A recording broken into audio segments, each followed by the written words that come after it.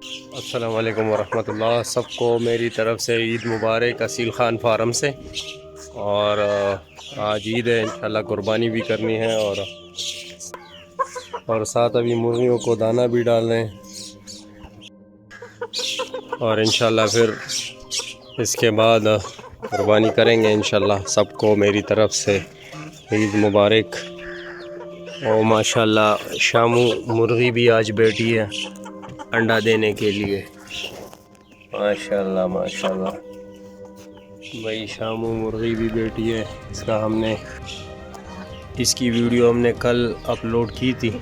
माशाल्लाह बताइए, सुबह सुबह का माहौल है। और ये भाई हमारे कबूतर।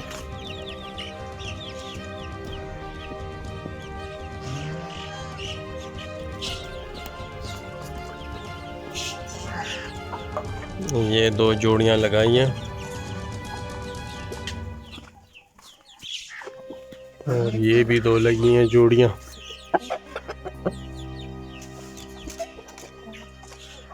और ये भी लगी है साथ।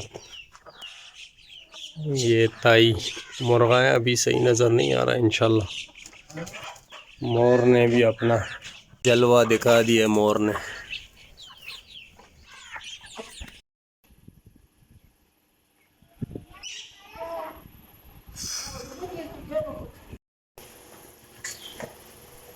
माशाल्लाह ये बछड़ा लिया है।